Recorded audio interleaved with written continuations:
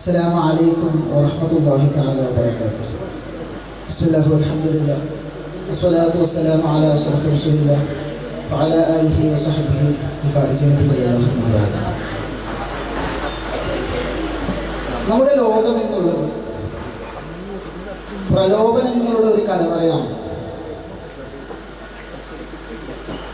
ഒരു കാര്യം നമുക്ക് അറിയുകയാണെങ്കിൽ ആ കാര്യത്തിൻ്റെ ആഴങ്ങളിലേക്ക് നാം ആഴ്ന്നിറങ്ങുമ്പോൾ അവിടെ നിന്ന് പ്രലോഭനങ്ങൾ നമുക്ക് ഗ്രഹിച്ചെടുക്കാൻ സാധിക്കും.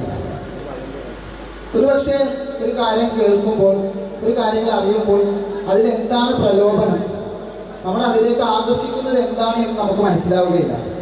പക്ഷെ യഥാർത്ഥത്തിൽ നാം അറിയാതെ തന്നെ ഓരോരുത്തരുടെയും പ്രവൃത്തികളും അവരുടെ വാക്കുകളും അവരുടെ നോട്ടങ്ങളും പ്രലോഭനമാകുന്നുണ്ട്. നാം ഇതേപോലെ നാം നോക്കുന്ന ഒരു കാര്യം, നാം കാണുന്ന ഒരു കാര്യം, നാം കേൾക്കുന്ന ഒരു കാര്യം, അത് പ്രലോഭനത്തിൻ്റെ രീതിയിലേക്ക് മാറുന്നത് നാം അറിയുന്നില്ല എന്ന് മാത്രമാണ് വാസ്തവം. നോക്കുകയാണെങ്കിൽ, ഭൗതികപരമായി നോക്കുകയാണെങ്കിൽ നമുക്കറിയാം, സ്നേഹത്തിൽ പ്രലോഭനത്തിൽ ഏർപ്പെടുന്നവരുണ്ട്. ആ പ്രലോഭനത്തിൽ ഏർപ്പെട്ടുകൊണ്ട് താൻ സ്നേഹിക്കുന്ന ആൾക്ക് തൻ്റെ ജീവൻ പോലും സമർപ്പിക്കാൻ വേണ്ടി അവർ തയ്യാറാകും. അതുപോലെ തന്നെ സൗന്ദര്യത്തിൽ പ്രലോഭിക്കപ്പെടുന്നവരുണ്ട്. നമുക്കറിയാം, മഹാനായ യൂസുഫ് നബി അലൈഹിസ്സലാം, അദ്ദേഹത്തിന് വളരെ സൗന്ദര്യം അധികമായിരുന്നു. ആ സൗന്ദര്യത്തിൽ പ്രലോഭിക്കപ്പെട്ട് അതിന് ആഴ്ന്നിറങ്ങി ആ സൗന്ദര്യത്തിൽ മയങ്ങിക്കൊണ്ടാണ് എന്തായത്,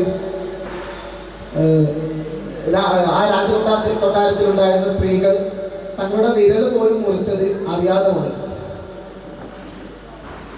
ഇന്ന് നാം ഇൻസ്പിറേഷൻ ടോക്കുകളിൽ മറ്റു പരിപാടി സംഗമിച്ചവരായിരിക്കും ഇവിടെയുള്ള ഓരോരുത്തരും. പക്ഷെ മറ്റു ഭൗതികമായ കാര്യത്തിൽ അവർ ഇൻസ്പിറേഷൻ നടത്തുന്നതെന്താ, എങ്ങനെ ഭൗതിക ജീവിതത്തിൽ നമുക്ക് വിജയിക്കാം, ഉന്നതിയിലേക്ക് എത്താം. ഇപ്പം പ്രബോധനത്തിൻ്റെ വഴികളെല്ലാം നമുക്ക് നോക്കിയാൽ നമുക്ക് മനസ്സിലാകാം അവർ എങ്ങനെ ഒരു ജീവിതത്തിൽ ലഹരി വിമുക്തമായും മയക്കുമരുന്നുകൾ ഉപയോഗിക്കാതെ എങ്ങനെ മുന്നോട്ട് പോകാം, സൈബർ കുറ്റകൃത്യങ്ങളിൽ നിന്ന് അകന്നു നിൽക്കാം, എന്തൊക്കെ തരത്തിലുള്ള ഉപദേശങ്ങളും പ്രബോധനങ്ങളുമാണ് നമുക്ക് നൽകുന്നത്. പക്ഷേ നാം വ്യാപാരരംഗത്ത് വർത്തിക്കുന്നവരാണ്.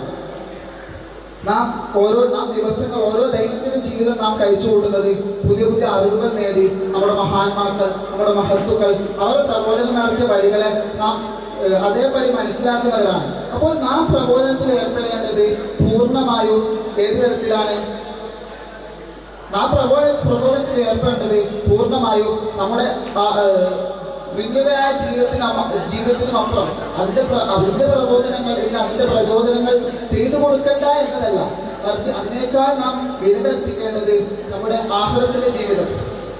ആ ആഖിറത്തിലെ ജീവിതം എത്രത്തോളം നമുക്ക് അനുകൂലമാക്കാം എന്നതിനെ പറ്റിയാണ്.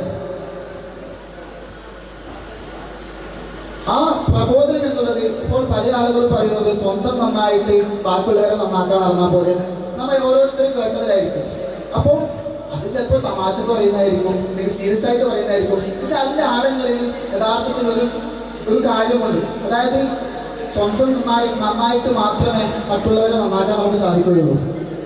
കാരണം നാം ഒരു തെറ്റ് ചെയ്യുന്നത് കണ്ടവൻ നാം അവനെ തെറ്റിൽ നിന്ന് പിന്തിരിപ്പിക്കാൻ നോക്കുമ്പോൾ ഒരു പക്ഷെ അതവന് ഉൾക്കൊള്ളണമെന്നില്ല. എന്നോട് പറയുന്ന ആൾ തന്നെ വലിയ തെറ്റുകാരനാണ്, ഞാനെതിരാളുടെ വാക്കുകൾ കേൾക്കണം എന്നൊക്കെ ആ മനോഭാവം ആ തെറ്റ് ചെയ്തവരുണ്ടാവും. അതുകൊണ്ട് നാം തന്നെ സ്വയമായി നന്നാകണം. അതിന് ഏറ്റവും നല്ലത് എന്തെന്നുള്ളത് സ്വന്തത്തോട് തന്നെ പ്രബോധനത്തിൽ ഏർപ്പെടുക എന്നതാണ്. നാം നമ്മോട് തന്നെ പ്രബോധനം ചെയ്യുക, നാം നമ്മോട് തന്നെ പ്രചോദനം ചെയ്യുക. മറ്റുള്ള ഉസ്താദുമാരുടെ ഉപദേശങ്ങൾ ഇതൊക്കെ ഉണ്ടാവും. അതിന് പുറമെ അതിനേക്കാൾ മഹത്തരമായി നാം കാണേണ്ടത് നാം നമ്മോട് തന്നെ പ്രബോധനം ചെയ്യാൻ തുനിയണം എന്നതാണ്. Got, greatest of all time എന്നൊക്കെ കേൾക്കുമ്പോൾ നാം റൊണാൾഡോ ആണ് ഗോട്ട്, മെസ്സിയാണ് ഗോട്ട് എന്നൊക്കെ പറഞ്ഞ് വാദിക്കുന്നുണ്ടോ? യഥാർത്ഥത്തിൽ ഗോട്ട് എന്ന് വിശേഷനാമം കിട്ടിയ ഒരു വ്യക്തിയാണ് ഗോസൽ മുഹമ്മദ് അലി. അദ്ദേഹം അന്യമതസ്ഥനായിരുന്നു, പിന്നെ ഇസ്ലാമിലേക്ക് കടന്നു വന്ന ഒരു വ്യക്തിയാണ്. അദ്ദേഹം ഒരു ഇന്റർവ്യൂവിൽ പറയുന്നുണ്ട്, എൻ്റെ കയ്യിൽ എപ്പോഴും ഒരു ലാമ്പ് ഉണ്ടാവും. ഞാനൊരു സിഗരറ്റ് വലിക്കുന്ന ആളൊന്നല്ല, പക്ഷെ എൻ്റെ കയ്യിൽ എപ്പോഴും ഒരു ലാമ്പ് ഉണ്ടാവും. അപ്പൊ ഇന്റർവ്യൂവർ എന്തുകൊണ്ടാണ് ആ ലാബ് കയ്യിലേക്ക് നടക്കുന്നതെന്ന് ചോദിച്ചപ്പോൾ അദ്ദേഹം പറയുന്നത്, എനിക്ക് എപ്പോഴൊക്കെ തെറ്റ് ചെയ്യാൻ തോന്നുന്നുവോ, എനിക്ക് എപ്പോഴൊക്കെ ഹറാമായ കാര്യങ്ങളിൽ കറാഹത്തായ കാര്യങ്ങളിൽ എപ്പോഴൊക്കെ ഏർപ്പെടാൻ തോന്നുന്നുവോ അപ്പോഴൊക്കെ ഞാൻ ഈ ലാബ് എടുത്ത് എൻ്റെ ഉള്ളക്കൈ കൊള്ളിക്കും. അപ്പോൾ സംഭവം എന്തെന്ന് മനസ്സിലാവാത്ത ഈ ഇന്റർവ്യൂവർ വീണ്ടും ചോദിക്കുകയാണ്, അതിന്റെ പശ്ചാത്തലം എന്താണെന്ന് ചോദിക്കുമ്പോൾ ആ ബോസൻ മുഹമ്മദ് അലി അവിടുന്ന് പറയുന്നുണ്ട്, അല്ലാഹു സുബ്ഹാനഹു വ തആല തെറ്റ് ചെയ്തവരെ നരകത്തിൽ വെച്ച് ശിക്ഷിക്കും. ആ നരകത്തിന്റെ തീയുടെ കാഠിന്യം എന്നുള്ളത് ദുനിയാവിലെ തീയിനേക്കാളും 70,000 ഇരട്ടി അധികമാണ്. അപ്പോൾ ഈ ഒരു ചെറിയ രീതിയിലുള്ള താപം പോലും എനിക്ക് അംഗീകരിക്കാൻ സാധിക്കുന്നില്ല. അപ്പോൾ ഞാൻ എങ്ങനെയാണ് ആ നരകത്തിൽ അത്രയും കഠോരമായ തീ ആ ചൂടിനെ ഞാൻ അംഗീകരിക്കുന്നത്? അപ്പോൾ ഇതിൽ നിന്ന് അദ്ദേഹം ഒരിക്കലും മറ്റുള്ളവർക്ക് പ്രചോദനമാവട്ടെ എന്ന് കരുതി പറഞ്ഞതായിരിക്കുകയില്ല. പക്ഷെ യഥാർത്ഥത്തിൽ അതൊരു പ്രചോദനമാണ്, അതൊരു പ്രബോധനമാണ്. കാരണം അദ്ദേഹത്തിന് ആ ഒരു വാക്ക് കേട്ട് ആരെങ്കിലും ഏതെങ്കിലും തരത്തിൽ തെറ്റിൽ നിന്ന് അകന്നു പോയാൽ അത് അദ്ദേഹത്തിന് വളരെ വലിയൊരു കഴുത്തിലുണ്ടാകും. നമുക്കറിയാം, നമ്മുടെ പ്രബോധന കാലത്ത് വളരെയധികം ത്യാഗങ്ങൾ സഹിക്കേണ്ടി വരും. നമ്മുടെ മഹാന്മാരൊക്കെ പ്രബോധനത്തിനായി ഇറക്കപ്പെട്ട നെന്മാരൊക്കെ ഉണ്ട്. പക്ഷെ അവരുടെ കൂടെ പല സ്വഹാബാക്കളും അവർക്ക് പിന്തുണയായി ഖിദ്മത്ത് ചെയ്തുകൊണ്ട് പോയവരുണ്ട്. അവർക്ക് യഥാർത്ഥത്തിൽ അതിന്റെ ആവശ്യമൊന്നുമില്ല. പക്ഷെ അവർ യഥാർത്ഥത്തിൽ അവരൊക്കെ പോയതെന്താ, ഇങ്ങനെ പ്രബോധനം ചെയ്തെങ്കിൽ, ഇങ്ങനെ ഒരാളെ ഹിദായത്തിലേക്ക് ക്ഷണിച്ചെങ്കിൽ വളരെ വലിയൊരു കാര്യം അവർക്ക് ലഭിക്കുമെന്ന ഉത്തമ ബോധ്യം കൊണ്ടാണ്. അതുകൊണ്ടാണ് അവർ ഇങ്ങനെ പ്രബോധനത്തിന്റെ വഴിയിലേക്ക് ചെന്നത്. ആ പ്രബോധനത്തിന്റെ വഴിയിൽ ചെന്ന് അവർ സർവ്വതും നേടിയെടുക്കുമ്പോൾ അവർക്ക് വളരെ വലിയൊരു കാര്യമാണ് ലഭിക്കുന്നത്. അതുപോലെ ആയിരിക്കണം നാം ഓരോരുത്തരുടെയും പ്രബോധനം. അവർ അന്ന് കുറെ ദേശങ്ങൾ താണ്ടി നടന്ന് ക്ഷീണിതനായി മറ്റൊരു ദേശത്തേക്ക് എത്തി അവിടെ പ്രബോധനം ആരംഭിക്കുമ്പോൾ അവിടെ എന്താണ്, നല്ല രീതിയിൽ ഭക്ഷണം ലഭിക്കാതെ, പാർപ്പിടങ്ങളില്ലാതെ വളരെ പ്രയാസപ്പെട്ടുകൊണ്ട് അവർ പ്രബോധനം ചെയ്തതിന്റെ മുഖ്യമായ ഉദ്ദേശം അള്ളാഹുവിന്റെ തൃപ്തിയായിരുന്നു. ഈ ഉദ്ദേശം വെച്ച് തന്നെ നാമും പ്രബോധന രംഗത്തേക്ക് കടന്നു വരാൻ നാം തയ്യാറാകണം. ഇന്ന് പ്രബോധനം ചെയ്യാൻ വേണ്ടി വളരെയധികം നമ്മുടെ സോഷ്യൽ മീഡിയ പ്ലാറ്റ്ഫോം നമുക്ക് വിപുലമായി കിടക്കുകയാണ്.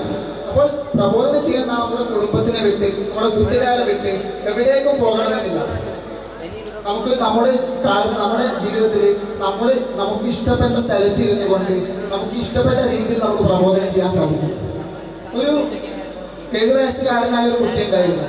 ആ കുട്ടി ചെറുപ്പത്തിൽ തന്നെ ഇതേപോലെ ഓൺലൈൻ പ്ലാറ്റ്ഫോമുകളിൽ ഇങ്ങനെ പ്രബോധന വഴികൾ പല രീതിയിലും അപ്ലോഡ് ചെയ്യാൻ തുടങ്ങി. അപ്പോൾ അത് എവിടെ നിന്ന് കിട്ടിയെന്ന് അന്വേഷിക്കുമ്പോഴാണ് ആ കുട്ടിയുടെ മാതാപിതാക്കൾ ഇതിനുള്ള പ്രബോധനത്തെ പറ്റി, ഇതിനുള്ള കാര്യങ്ങളെ പറ്റിയൊക്കെ ആ കുട്ടിക്ക് പറഞ്ഞു കൊടുത്തിട്ടുണ്ടായിരുന്നു. അപ്പോൾ നാം ഈ പ്രായത്തിലുള്ള നാം ഓരോരുത്തരും പ്രബോധനത്തിന്റെ വഴിയെ സ്വീകരിക്കാൻ തയ്യാറാണ്. ആ പ്രബോധനത്തിന്റെ വഴി സ്വീകരിക്കുന്നതിലൂടെ ചെറിയ കാര്യങ്ങൾ ദുനിയാവിൽ കിട്ടുന്ന ഏറ്റവും വലിയ പ്രതിഫലമായിരിക്കും ആ പ്രബോധന വഴി തിരഞ്ഞെടുത്താൽ നമുക്ക് ലഭ്യമാകുന്നത്. ഒരിക്കൽ നബി സല്ലല്ലാഹു അലൈഹി വസല്ലം തങ്ങളോട് സഹാബത്ത് ചോദിക്കുകയുണ്ടായി, ജനങ്ങളിൽ ഏറ്റവും ഹൈറായ ആരെന്ന് ചോദിക്കുകയുണ്ടായി. അപ്പോൾ നബി സല്ലല്ലാഹു അലൈഹി വസല്ലം തങ്ങൾ അവിടെ ഉത്തരം നൽകിയത്, ശരീരം കൊണ്ടും സമ്പത്ത് കൊണ്ടും ദീനിൽ ത്യാഗപരിശ്രമം ചെയ്യുന്നവരാണ്.